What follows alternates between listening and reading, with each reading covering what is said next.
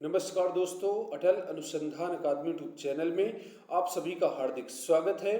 दोस्तों, सुबह के इस वीडियो में प्रतियोगी जीवन से संबंधित विभिन्न महत्वपूर्ण सूचनाओं को लेकर के आपके समक्ष उपस्थित हुआ हूं।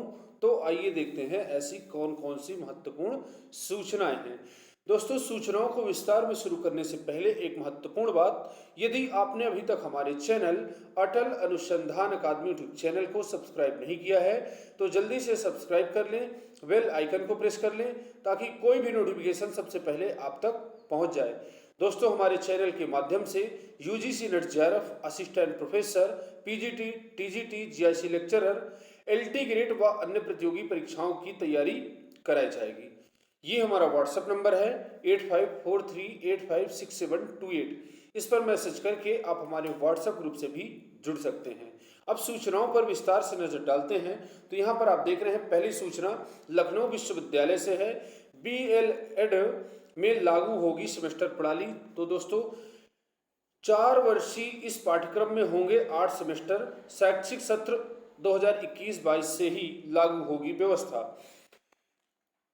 लखनऊ विश्वविद्यालय शैक्षिक सत्र 2021-22 में BElEd, bachelor of elementary education में पाठ्यक्रम में बदलाव करने जा रहा है। 4 वर्षीय बीएलएड में सेमेस्टर प्रणाली लागू होगी। इसमें 8 सेमेस्टर होंगे। यह उन छात्रों के लिए अहम पाठ्यक्रम है जो एलिमेंट्री एजुकेशन यानी कक्षा 8 तक की शिक्षा में अपना योगदान शिक्षक के रूप में देना चाहते हैं। विश्वविद्यालय के शिक्षा विभाग के वरिष्ठ अध्यापक प्रोफेसर दिनेश कुमार ने बताया है कि नई शिक्षा नीति के दिशा निर्देशों को ध्यान में रखते हुए एलिमेंट्री एजुकेशन में शिक्षकों को आधुनिकतम तकनीकी और शिक्षा के कौशल में विकास के लिए पाठ्यक्रम में कुछ महत्वपूर्ण बदलाव किए जा रहे हैं। इसी क्रम में वर्ष की जगह सेमेस्टर में विभाजित होने से पाठ्यक्रम में पढ़ रहे छात्र नए कौशल पर ज्यादा ध्यान दे पाएंगे। इसके बाद दोस्तों, अगली खबर है, यहां पर आप देख रहे हैं, अगली खबर है मदरसा बोर्ड की भी नहीं होगी परीक्षाएं। कोरोना संक्रमण को देखते हुए इस बार उत्तर प्रदेश मदरसा शिक्षा परिषद की भी परीक्षाएं आयोजित नहीं हो पाएंगी। तहतानिया व फौकानिया 1 से 8 तक के सभी करीब 16 लाख बच्चे प्रमोट किए जाएंगे। मुंशी मौलवी के भी बच्चे यूपी बोर्ड की तर्ज पर प्रमोट किए जाएंगे। इसके बाद अगली खबर है, 12वीं की परीक्षा रद्द करने का फैसला छात्रों के हित में, प्रधानमंत्री मोदी। यहाँ पर आप देख रहे हैं, पीएम मोदी ने कहा यह छात्रों के लिए भी एक अराजक वर्ष रहा है। प्रधानमंत्री मोदी ने बुधवार को कहा है कि उनकी सरकार द्वारा इस साल सीबीएसई की 12वीं की बोर्ड परीक्षा रद्द करने का निर्णय एक व्यापक परामर्श प्रक्रिया के बाद लिया गया और यह छात्रों के हित में सबसे अच्छा कदम है। उन्होंने कहा है कि केंद्र सरकार को देश भर से कई तरह के फीडबैक मिले, उन्हीं के आधार पर यह छात्र हितैषी निर्णय लिया गया है। इसके बाद अगली खबर है, तदर्थ शिक्षकों की पुनर्नियुक्ति के लिए हल्ला बोल। जी हाँ दोस्तों, ये दिल्ली से खबर है। यहाँ पर आप देख रहे हैं, विवेकानंद कॉलेज से हटाए गए 12 तदर्थ शिक्षकों की पुनर्नियुक्ति के लिए डीयू शिक्षकों ने बुधवार को ऑनलाइन प्रदर्शन किया है। इसे हल्ला बोल नाम दिया गया है। दिल्ली विश्वविद्यालय शिक्षक संघ के नेतृत्व में बड़ी संख्या में शिक्षकों ने मुख्यमंत्री अरविंद केजरीवाल और दिल्ली विश्वविद्यालय के कार्यवाहक कुलपति प्रोफेसर पीसी जोशी से न्याय की गुहार लगाते हुए प्रदर्शन किया है।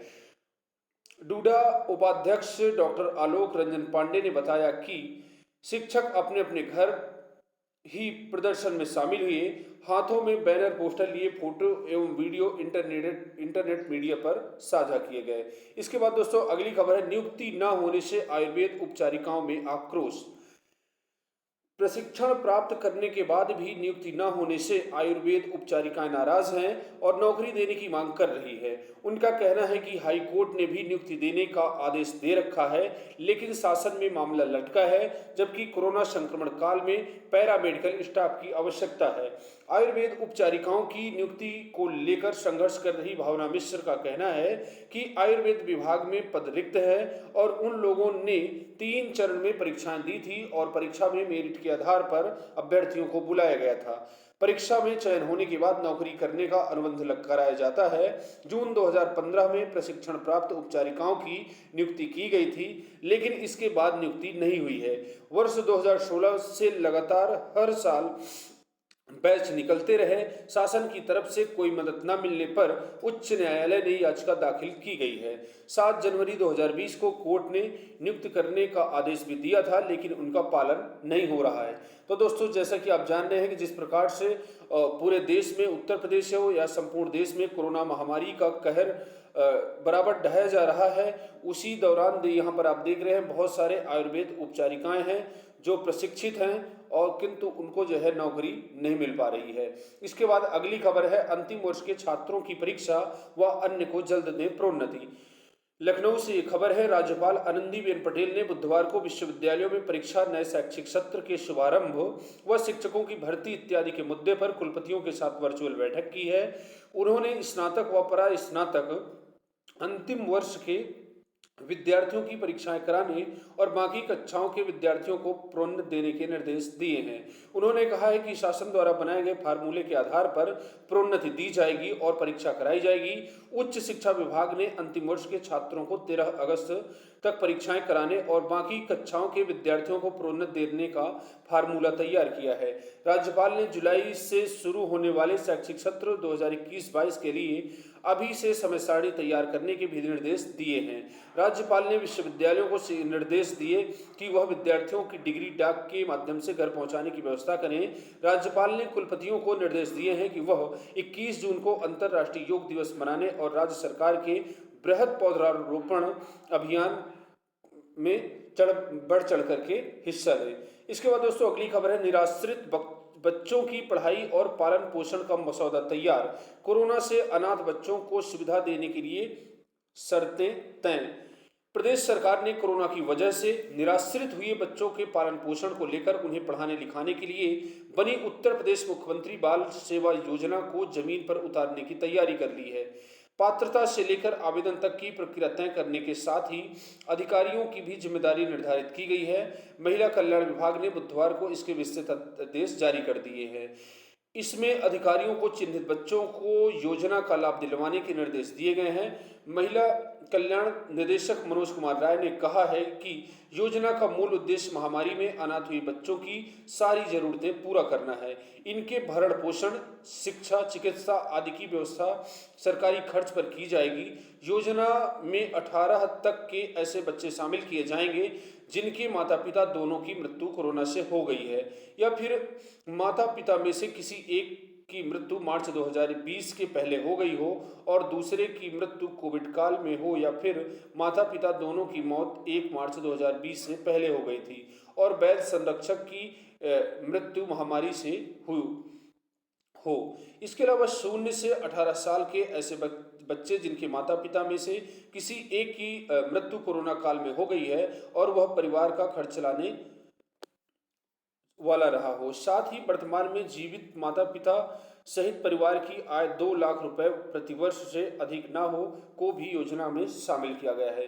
तो दोस्तों, ये माननीय मुख्यमंत्री योगी आदित्यनाथ जी की एक बहुत ही बड़ी योजना है और ऐसे छात्र, ऐसे बच्चे छोटे छोटे जो अनाथ हो गए हैं, अब उनको देखभाल करने वाला कोई नहीं है, तो इसकी देखभाल मुख्यमंत्री कर रहे हैं। इसके बाद दोस्तों अगली खबर है, यहाँ पर आप देख रहे हैं, मूक दर्शक नहीं रह सकता कोर्ट। केंद्र वैक्सीन खरीद का पेश करे ब्यौरा और राज्य साफ करे स्थिति सुप्रीम कोर्ट। 35,000 करोड़ रुपए थे टीकाकरण के लिए बजट में, सरकार बताए कैसे किया इस्तेमाल। ब्यौरा पेश करने के लिए दिया 2 सप्ताह का समय। 18 से 44 वर्ष के लोगों के टीकाकरण पर क्यों नहीं हो सकता है इसका उपयोग। यहाँ पर आप देख रहे हैं सुप्रीम कोर्ट ने क्या कहा है। 18 से 44 आयु वर्ग के लिए वैक्सीन को पैसे देकर देने और 45 साल से अधिक लोगों को मुफ्त देने की नीति पहली नज़र में मनमानी और अतार्किक है। सुप्रीम कोर्ट कोरोना के खिलाफ लड़ाई में सरकार की नीतियों से सीधे हस्तक्षेप से बचने को केंद्र सरकार के आग्रह पर कोर्ट ने स्पष्ट कर दिया है कि वह मूकदर्शक नहीं रहेगा। नीतियों की न्यायिक समीक्षा इसका कर्तव्य है। इसके साथ ही शीर्ष अदालत ने वैक्सीन नीति से कई कड़े सवाल केंद्र सरकार से पूछे और राज्यों से भी हलफनामा मांगा है।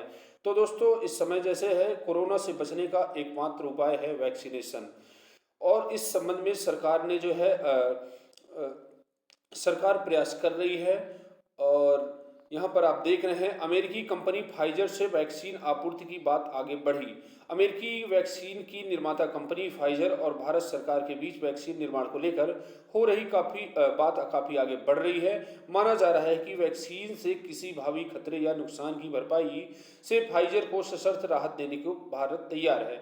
मोटे तौर पर फाइजर को यह कानूनी सुरक्षा मिलेगी कि भारत में उसकी वैक्सीन से कोई विपरीत परिणाम होने पर हर्जाना नहीं देना पड़ेगा। और इसका कारण क्या है कि सरकार की मजबूरी भी है। जल्द से जल्द संपूर्ण भारतवासियों को वैक्सीनेशन कराना जरूरी है, इसलिए जो है अमेरिकी कंपनी फाइजर से वैक्सीन आपूर्ति की बात चल रही है। इसके बाद दोस्तों अगली खबर है, हाई कोर्ट ने दिया वरिष्ठता सूची नियमानुसार बनाने का आदेश। सहायक समीक्षा अधिकारियों का मामला। इलाहाबाद हाई कोर्ट की लखनऊ खंडपीठ ने सचिवालय के सहायक समीक्षा अधिकारियों की वरिष्ठता सूची नियमों के मुताबिक बनाने के निर्देश दिए हैं। इसी के साथ कोर्ट ने 8 सितंबर 2015 की वरिष्ठता सूची जो लोअर डिवीजन असिस्टेंट से संबंधित थी को निरस्त कर दिया है। इसके बाद अगली खबर है, अनाथ हुए बच्चों को पढ़ाएगा इलाहाबाद विश्वविद्यालय। कोरोना से दिवंगत माता पिता की मृत्यु का प्रमाण पत्र देने पर मिलेगा प्रवेश। उत्तर प्रदेश राजेश टंडन मुक्त विश्वविद्यालय की तर्ज पर इलाहाबाद केंद्रीय विश्वविद्यालय ने भी कोरोना में अपने माता पिता को खोने वाले 12वीं पास छात्र छात्राओं को सुपर न्यूमेरी कोटे के तहत मुफ्त शिक्षा उपलब्ध कराने का निर्णय लिया है। इसके लिए छात्र छात्राओं को कोरोना से दिवंगत माता पिता की मृत्यु का प्रमाण पत्र प्रस्तुत करना होगा। कुलपति ने जिला प्रशासन को इसका प्रस्ताव भी भेज दिया है। इसके बाद दोस्तों अगली खबर है, प्रशिक्षुओं ने संगम पर कराया मुंडन। प्राथमिक स्कूल की नई शिक्षक भर्ती के लिए प्रतियोगी तरह तरह के जतन कर रहे हैं। बुधवार को बीटीसी व डीएलएड प्रशिक्षुओं ने संगम पर मुंडन कराकर भर्ती निकालने की मांग की है। उनका दावा है कि प्रदेश के कई जिलों में प्रतियोगियों ने हाथों में काली पट्टी बांधकर भर्ती में देरी का विरोध किया है। इंटरनेट मीडिया पर भी दिन भर मिशन 2 जून की रोटी छाया रहा। प्रयागराज में प्रतियोगियों ने एकजुट होकर पहले इंटरनेट मीडिया पर मुख्यमंत्री को पत्र भेजे और फिर 2 जून को काला दिवस मनाने का ऐलान किया। प्रतियोगियों का दावा है कि करीब 10 लाख प्रशिक्षु टीटी व सीटी उत्तीर्ण हैं। अब वे नई भर्ती के लिए 30 जून तक आंदोलन करेंगे।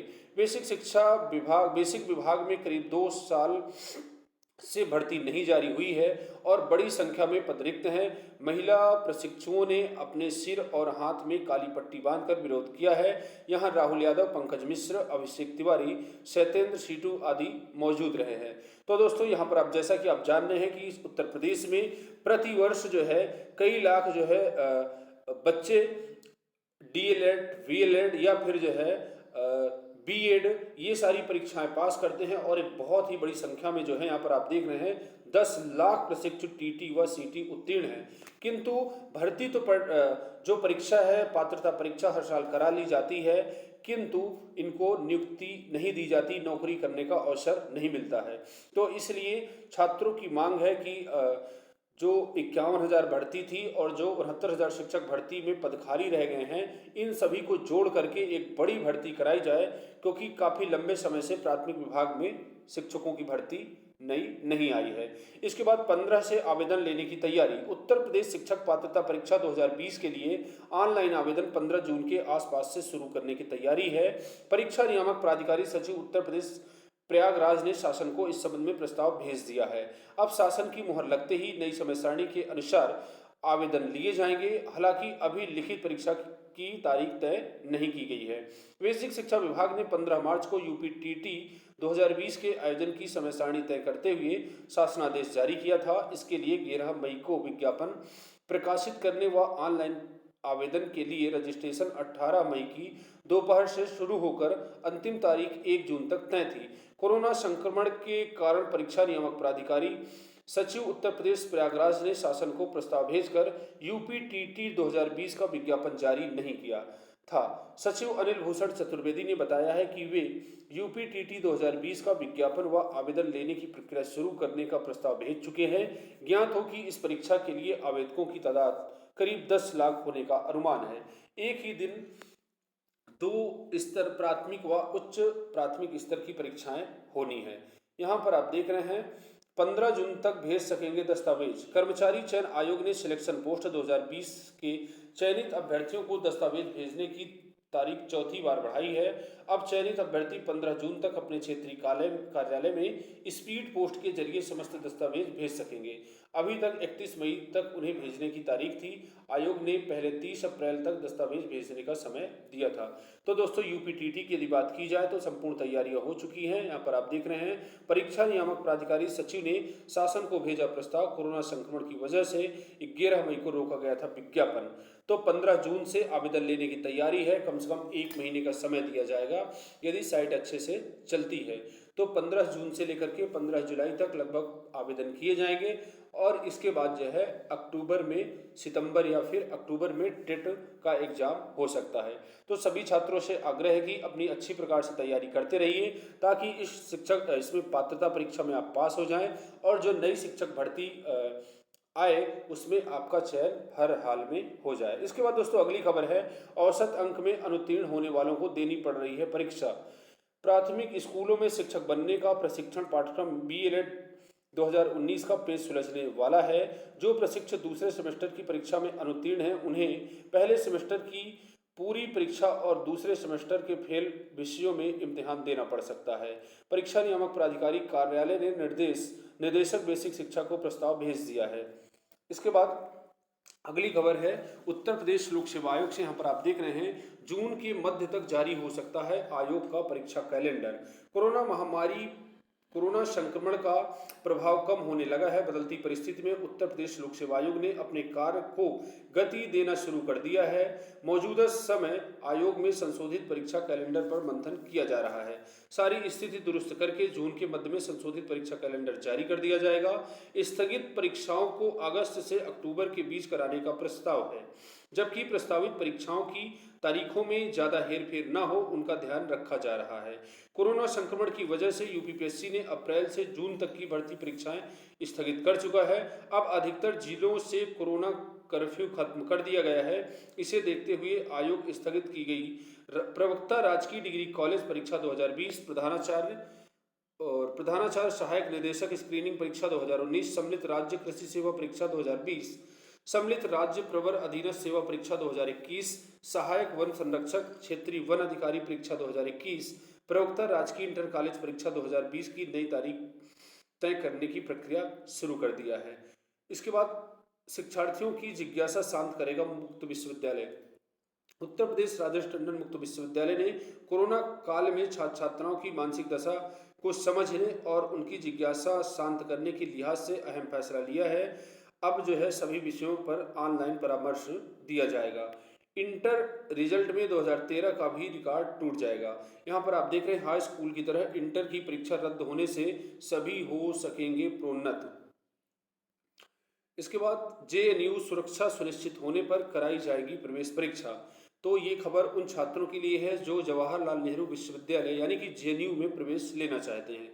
जवाहरलाल नेहरू विश्वविद्यालय के वाइस चांसलर जगदीश कुमार का कहना है कि कोरोना वायरस का संक्रमण कम होने और छात्रों की सुरक्षा सुनिश्चित हो जाने के बाद ही प्रवेश परीक्षा का आयोजन किया जाएगा। इसके बाद नई शिक्षक भर्ती के लिए प्रशिक्षितों ने संगम पर कराया मुंडन। 10 लाख प्रशिक्षित शिक्षकों ने नई भर्ती के लिए शुरू किया प्रदेश सरकार के खिलाफ अभियान।